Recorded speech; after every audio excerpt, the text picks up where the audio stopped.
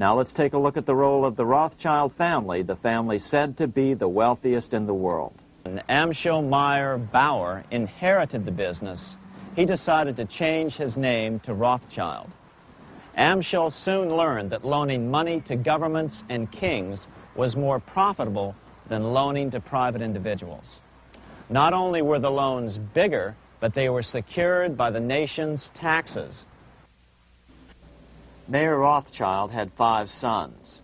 He trained them all in the skills of money creation, then sent them out to the major capitals of Europe to open branch offices of the family banking business. His first son, Amschel Meyer, stayed in Frankfurt to mind the hometown bank. His second son, Solomon, was sent to Vienna. His third son, Nathan, was clearly the most clever. He was sent to London at age 21 in 1798, 100 years after the founding of the Bank of England. His fourth son, Karl, went to Naples, and his fifth son, Jacob, went to Paris. The Rothschilds soon grew unbelievably wealthy. By the mid-1800s, they dominated all European banking and were certainly the wealthiest family in the world. They financed Cecil Rhodes, making it possible for him to establish a monopoly over the diamond and gold fields of South Africa. In America, they financed the Harrimans and railroads, the Vanderbilts and railroads and the press, and Carnegie in the steel industry, among many others. In fact, during World War I, J.P. Morgan was thought to be the richest man in America. But after his death, it was discovered that he was actually only a lieutenant of the Rothschilds. By 1850, James Rothschild, the heir of the French branch of the family, was said to be worth 600 million French francs, 150 million more than all the other bankers in France put together.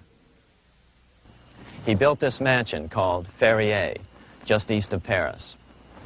Wilhelm I, on seeing it, exclaimed, "Kings couldn't afford this. It could only belong to a Rothschild." Money changers, those who loan out and manipulate the quantity of money, were active in medieval England. In fact, they were so active that acting together, they could manipulate the entire English economy. These were not bankers per se. The money changers generally were the goldsmiths. They were the first bankers because they started keeping other people's gold for safekeeping in their vaults. The first paper money was merely a receipt for gold left at the goldsmith. Paper money caught on because it was more convenient than carrying around a lot of heavy gold and silver coins. Eventually, goldsmiths noticed that only a small fraction of the depositors ever came in and demanded their gold at any one time. Goldsmiths started cheating on the system. They discovered that they could print more money than they had gold, and usually no one would be the wiser. Then they could loan out this extra money and collect interest on it. This was the birth of fractional reserve banking. That is, loaning out many times more money than you have assets on deposit. So, if $1,000 in gold were deposited with them, they could loan out about $10,000 in paper money and draw interest payments on it, and no one would ever discover the deception. By this means, goldsmiths gradually accumulated more and more wealth and used this wealth to accumulate more and more gold. Today, this practice of loaning out more money than there are reserves is known as fractional reserve banking. Every bank in the United States is allowed to loan out at least 10 times more money than they actually have. That's why they get rich on charging, let's say, 8% interest. It's not really 8% per year, which is their income. It's 80%. That's why bank buildings are always the largest in town. When Queen Mary's sister, Queen Elizabeth I, took the throne, she was determined to regain control over English money. Her solution was to issue gold and silver coins from the public treasury and take the control over the money supply away from the money changers. Oliver Cromwell finally overthrew King Charles, purged the Parliament, and put the king to death. the money changers were immediately allowed to consolidate their financial power. The result was that for the next 50 years, the money changers plunged Great Britain into a series of costly wars. They took over a square mile of property in the center of London, known as the City of London. This area today is still known as one of the 3 predominant financial centers of the world. By the end of the 1600s, England was in financial ruin. 50 years of more or less continuous wars with France and Holland had exhausted her. Frantic government officials met with the money changers to beg for the loans necessary to pursue their political purposes. The price was high. A government-sanctioned, privately owned bank which could issue money created out of nothing. It was to be the modern world's first privately owned central bank, the Bank of England. Although it was deceptively called the Bank of England to make the general population think it was part of the government, it was not. Like any other private corporation, the Bank of England sold shares to get started. The investors, whose names were never revealed, were supposed to put up £1.25 million British pounds in gold coin to buy their shares in the bank. The bank was duly chartered in 1694 and started out in the business of loaning out several times the money it supposedly had in reserves, all at interest. In exchange, the new bank would loan British politicians as much of the new currency as they wanted, as long as they secured the debt by direct taxation of the British people.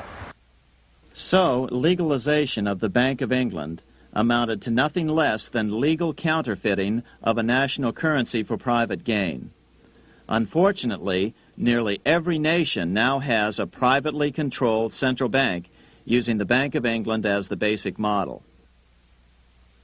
Such is the power of these central banks that they soon take total control over a nation's economy. It soon amounts to nothing but a plutocracy ruled by the rich. The central bank scam is really a hidden tax. The nation sells bonds to the central bank to pay for things it does not have the political will to raise taxes to pay for. But the bonds are purchased with money the central bank creates out of nothing. More money in circulation makes your money worth less. The government gets as much money as it needs, and the people pay for it in inflation. The beauty of the plan is that not one person in 1,000 can figure it out because it's usually hidden behind complex-sounding economics gibberish. In 1790, less than 3 years after the Constitution had been signed, the money changers struck again. The newly appointed first Secretary of the Treasury, Alexander Hamilton, proposed a bill to the Congress calling for a new, privately owned central bank. Coincidentally, that was the very year that Amschel Rothschild made his pronouncement from his flagship bank in Frankfurt. Let me issue and control a nation's money, and I care not who writes the laws. After a year of intense debate, in 1791, Congress passed the bill and gave it a 20-year charter. The new bank was to be called the First Bank of the United States, or BUS. The bank was given a monopoly on printing U.S. currency, even though 80% of its stock would be held by private investors. The other 20% would be purchased by the U.S. government. Like the Bank of England, the name of the Bank of the United States was deliberately chosen to hide the fact that it was privately controlled. And like the Bank of England, the names of the investors in the bank were never revealed. Many years later, it was a common saying that the Rothschilds were the power behind the old Bank of the United States.